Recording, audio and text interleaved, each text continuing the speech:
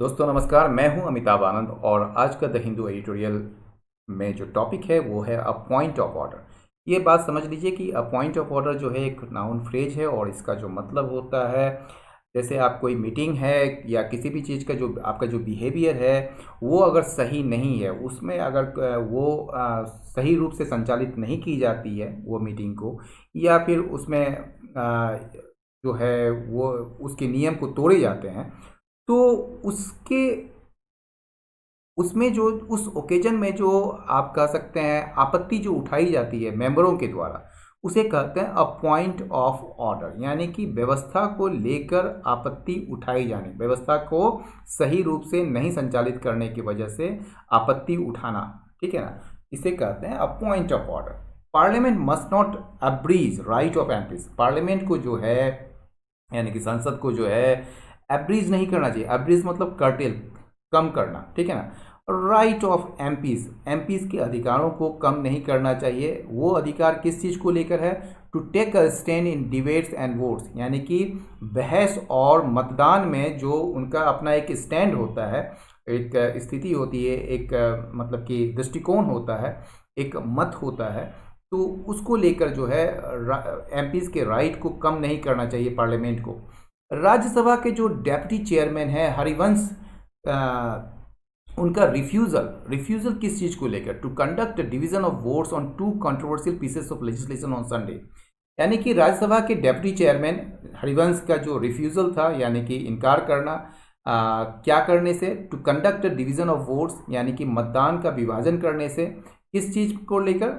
On two controversial pieces of legislation, कानून के दो विवादास्पद मुद्दों पर जो मतदान का विभाजन करना था, उनसे इनकार करना हरिवंश के द्वारा, ठीक है ना, ऑन संडे। डिस्पाइट, इसके बावजूद कि परसिस्टेंट डिमांड्स था फ्रॉम मेंबर्स, यानी कि सदस्यों के द्वारा लगातार डिमांड्स के बावजूद भी, ठीक है ना। ये अपने आप में रिफ्यूज़ल का जो है मेन वर्ब यहाँ पर है आपका वाज, ठीक है ना। ये रिफ्यूज़ल टू कंडक्ट, क्योंकि रिफ्यूज़ल से जुड़ा हुआ है कंडक्ट। रिफ्यूज़ल किस चीज़ को लेकर? तो आपको कहा जाएगा कि क्या रिफ्यूज़ल किसके लिए किया गया? तो उसने जो है उसने कंडक्ट करने से मना कर दिया डिवीजन ऑफ वोट्स को दो कंट्रोवर्शियल पीसेस ऑफ लेजिस्लेशन, ठीक है ना, ऑन संडे को। Despite persistent demands from members was unprecedented, वो अपने आप में अभूतपूर्व था। अभूतपूर्व मतलब इससे पहले कभी नहीं देखा गया था। इन इट्स शियर ब्रेजेननेस, यानी कि अपने आप में एकदम बिल्कुल बेशर्मी या बिल्कुल निर्लजतापूर्ण रूप में जो है ये अपने आप में अनप्रेसिडेंटेड था, यानी कि इससे पहले ऐसा कभी नहीं देखा गया था। The bills in questions, bills in questions का क्या मतलब हो गया? जो जिन पर मतलब विचाराधीन कह सकते हैं। इन क्वेश्चन का मतलब विचाराधीन, तो विचाराधीन जो विधेयक थे, ठीक है ना, बिल्स का मतलब विधेयक, तो विचाराधीन विधेयकों को जो है चुनौती दी गई। किस चीज़ में?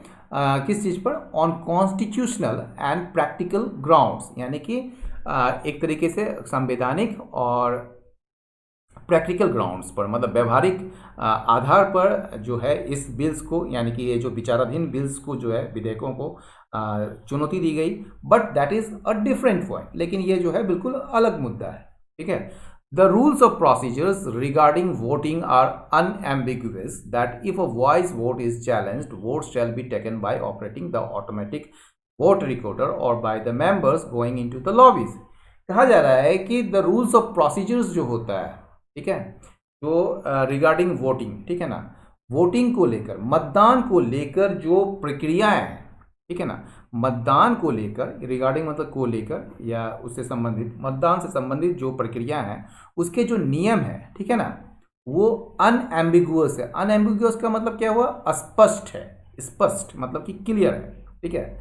वो क्या है कि दैट यदि अ वॉइस वोट इज चैलेंज, यदि एक वॉइस वोट को चुनौती दी जाती है तो क्या होगा? वोट्स शेल बी टेकन, तब वोट्स लिए जाएंगे, ठीक है ना। कैसे? Bye operating the automatic vote recorder. कैसे लिए जाएंगे? यानी कि ऑटोमेटिक वोट रिकॉर्डर, यानी स्वचालित वोट रिकॉर्डर जो होता है उसको संचालित करके वोट्स लिए जाएंगे, या फिर bye the members going into the lobbies, या फिर लॉबी में जाने वाले जो सदस्य हैं उनके द्वारा वोट्स लिए जाएंगे। ठीक है, ये 2 तरीके से वोट्स लिए जाएंगे अगर वॉइस वोट को चैलेंज किया जाता है, चुनौती दी जाती है। Even if a single member demands division, यहाँ तक कि अगर कोई एकल सदस्य भी, मतलब कि सिंगल मेंबर भी अगर डिमांड करता है, मांग करता है डिवीजन का, यानी कि मतलब कि उसके एक तरीके से कहिए डिवीज़न, मतलब कि एक तरह क्या कहेंगे आप उसको, अभी बताए ही थे, डिवीज़न ऑफ वोट्स, यानी कि मतदान का विभाजन। तो विभाजन का अगर मांग करता है मतदान का, ठीक है ना, इट इज़ रिक्वायर्ड, तब ये जरूरी है कि उसे पूरा किया जाए। It is required to be carried out. It is मतलब डिवीज़न, तो इट मतलब division is required to be carried, इसे पूरा किया जाना जरूरी है। ठीक है, क्वाइट ऑफन, कई बार क्या होता है, a division of vote is demanded. कई बार क्या होता है कि मत का जो विभाजन है वो डिमांड की जाती है। Even when the outcome is predictable, यहाँ तक कि जब आउटकम जो है यानी कि परिणाम जो है वो प्रिडिक्टेबल है, यानी कि अनुमानित है।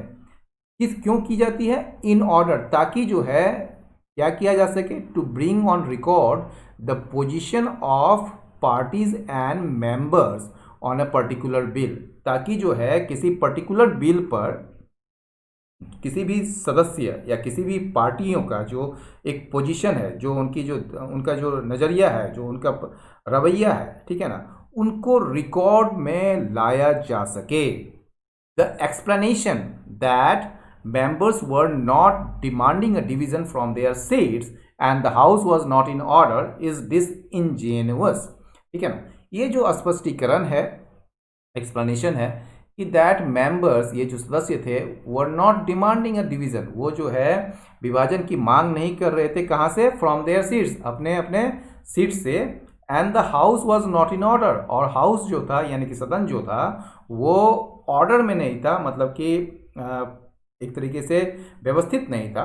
वो अपने आप में, ये जो एक्सप्लेनेशन है वो डिसइंजेनुअस है, मतलब कि बड़ा छल कपट वाला है या बेईमानी है।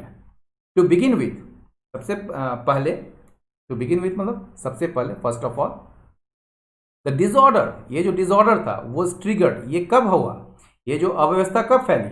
वो फैली कैसे? By the chair's refusal to order a division, यानी कि मतदान करने का जो आदेश था उससे, मतलब उसको जो है चेयर ने, यानी कि जो डेप्यूटी चेयरमैन है हरिवंश ने, जब उन्होंने रिफ्यूज़ कर दिया डिवीज़न करवाने से, तो इससे जो है डिसऑर्डर फैला, यानी कि डिसऑर्डर हुआ। ट्रिगर मतलब कॉस्ट, ठीक है ना। तो सबसे पहले जो है क्या है, टू बिगिन विथ मतलब first of all the disorder was trigger. Disorder कैसे हुआ? Bye the chair's refusal, chair के यानी कि जो सभापति हैं वहाँ के जो भी थे उस समय, तो उनके जो इनकार करने से, डिवीज़न को करवाने से, ऑर्डर डिवीज़न। एंड क्यूरियसली, और रोचकपूर्ण बात यह है कि the chair went on to declare the bills passed amid the din. और मज़ेदार बात यह है कि चेयर यानी कि जो भी सभापति थे उसमें या उप सभापति थे, उन्होंने जो है इसे डिक्लेयर कर दिया, घोषित कर दिया, इस विधेयक को पारित घोषित कर दिया, ठीक है ना। Went on to declare the bills passed, उसने जो है आगे बढ़ के जो है इस बिल्स को पारित घोषित कर दिया। एमिड द डीन, हो हल्ला के बीच में ही, डीन का मतलब हो हल्ला, चारों तरफ अव्यवस्था फैली हुई है। This time unaffected bye disorder, और इस समय जो है ये अप्रभावित थे किस चीज़ से? डिसऑर्डर से, ठीक है ना। एक तरफ वो डिसऑर्डर की बात कर रहे हैं, ठीक है, और कि उसके कारण जो है ये नहीं हुआ, और एक तरफ जो है उन्होंने तुरंत बिल को भी पास कर दिया, ठीक है, और ये भी वो अनअफेक्टेड नहीं थे डिसऑर्डर से। Significant amendments were sought and several parties had demanded that they be referred to a parliamentary select committee, यानी कि महत्वपूर्ण संशोधन इसमें मांग की गई है, वो शॉर्ट एंड सेवरल पार्टीज, और कई सारे जो दल हैं उन्होंने डिमांड किया है कि दैट दे बी रेफर्ड। दे किसके लिए आया है? दे आया है बिल्स के लिए, ठीक है ना, बिल्स के लिए आया है, ठीक है ना। तो दे बी रेफर्ड, उसे रेफर्ड किया जाए, ठीक है ना, कहाँ रेफर किया जाए? पार्लियामेंट्री सेलेक्ट कमेटी, यानी कि संसदीय चयन समिति को मतलब भेजा जाए, ठीक है ना। तो कई सारे पार्टियों ने ये मांग की है। द गवर्नमेंट्स क्लेम, सरकार का जो दावा है वो क्या है वो भी देख लीजिए। It had the numbers to pass the bills is dubious, government का जो क्लेम है, ठीक है ना, क्लेम जो है यहाँ पर नाउन है, ठीक है। तो गवर्नमेंट का क्लेम जो है, उसके बाद देखिए क्लेम के बाद जो है क्या आ रहा है, ये रिलेटिव प्रोनाउन आ रहा है, जो कि रिलेटिव क्लॉज के बारे में बता रहा है। एक तरह से क्लॉज आ रहा है जो कि क्लेम के बारे में, ये क्लेम के बारे में बताया जा रहा है, ये ठीक है ना, याद रखिएगा कि क्लेम क्या है गवर्नमेंट का, कि इट मतलब गवर्नमेंट, ठीक है ना, इसके पास नंबर है, संख्या है बिल को पास करने के लिए, पारित करने के लिए। और ये क्लेम जो है यहाँ पर फिर से इज से जुड़ गया, ठीक है ना, तो मेन है यहाँ पर। तो that it had the numbers to pass the bills is dubious, ये क्लेम जो है अपने आप में संदिग्ध है। क्यों? In the wake of, in the wake of मतलब होता है परिणाम स्वरूप, मतलब उसके कारण। In the wake of skulduggery it deployed for their passage. पहले तो आप जानिए स्कल्डगरी का मतलब क्या होता है। स्कल्डगरी का मतलब होता है, आप चालबाजी कह सकते हैं, या आप छल कपट कह सकते हैं। तो इसने जो है, इट मतलब गवर्नमेंट ने जो है, जो इस पैसेज का मतलब हो गया पारित करवाना। तो इसके इस देयर मतलब बिल्स हो गया, ठीक है ना, बिल्स प्रोनाउन के, यहाँ प्रोनाउन के रूप में आया है, ठीक है ना। और वहाँ प्रोनाउन में मतलब क्या, कौन सा प्रोनाउन, एक तरीके से आप कह सकते हैं जो पजेसिव। तो देयर पैसेज, उनके जो पैसेज करने से मतलब उनका जो पास करवाने को लेकर जो इन्होंने मतलब स्कल्डगरी का जो इस्तेमाल किया था, यानी कि चालबाजी का जो इस्तेमाल किया था, उसके परिणाम स्वरूप जो है ये क्या था, ये बिल, उसका गवर्नमेंट का जो क्लेम था वो ड्यूबियस था। याद रखिएगा, ऐसे पढ़िएगा इसको। गवर्नमेंट्स क्लेम, गवर्नमेंट का क्लेम किया है कि that it had the numbers to pass the bills is dubious, वो अपने आप में ड्यूबियस है, ठीक है ना। क्यों ड्यूबियस है? In the wake of the skulduggery, क्योंकि इन्होंने जो है स्कल्डगरी का यूज किया था इसके पास करवाने के लिए, for their passage in any case regardless of which side has the majority. In any case का मतलब क्या होता है, ऑल्सो होता है, लेकिन यहाँ पर आप एक चीज़ और देखेंगे, किसी भी हालत में, ठीक है ना, किसी भी हालत में regardless of which side has the majority, चाहे किसी भी पक्ष में मेजोरिटी क्यों ना हो, चाहे किसी भी पक्ष में मतलब कि बहुमत क्यों ना हो, रिगार्डलेस ऑफ मतलब चाहे, ठीक है, या रिगार्डलेस का मतलब डिस्पाइट, ठीक है ना। तो regardless of which side has the majority मतलब कि चाहे किसी भी पक्ष में जो है, किसी भी पक्ष में बहुमत क्यों ना हो, उसके बावजूद भी ये किसी भी हालत में प्रोसीजर जो होता है, प्रक्रियाएं जो होती है, प्रक्रिया वो पवित्र होती है, मतलब उस पर कोई छेड़छाड़ नहीं हो सकता है। प्रक्रिया जो होता है वो सैक्रोसैंक्ट होता है। And voting is the foremost tool of establishing parliamentary authority, और पार्लियामेंट्री ऑथोरिटी संसदीय सत्ता को, संसदीय प्रभुत्व को स्थापित करने का जो एक सबसे सशक्त, सबसे जो बड़ा उपकरण कह सकते हैं या बड़ा टूल जो कह सकते हैं, मतलब सबसे पहला टूल जो है वो क्या है, वोटिंग है, यानी कि मतदान है। It can not be reduce to an act of valuableness by the chair और द एग्जीक्यूटिव। इसे जो है आप रिड्यूस नहीं कर सकते हैं, रिड्यूस का मतलब यहाँ पर घटाना नहीं है, यहाँ पर मतलब कि आप इसे बदल नहीं सकते हैं किसके रूप में, मतलब इसको आप केवल act of benevolence by the chair और द एग्जीक्यूटिव, यानी कि ये जो चेयर है, राज्यसभा के जो चेयर हैं, या फिर जो एग्जीक्यूटिव में सरकार जो है, ठीक है, तो सरकार या चेयर के जो खैरात देने का जो काम है, उस केवल उसमें ही आप इसको ये नहीं करिए, ये कोई खैरात का काम नहीं है, ये जो वोटिंग है ना, वो एक फॉरमोस्ट टूल है पार्लियामेंट्री ऑथोरिटी को इस्टेब्लिश करने का। और इसे जो है आप एक्ट ऑफ बेनिवोलेंस में नहीं बदल सकते हैं किसी भी चेयर या किसी भी एग्जीक्यूटिव के द्वारा, कि चेयर या एग्जीक्यूटिव जो है ये खैरात में आपको दे रहा है, ऐसी बात नहीं है।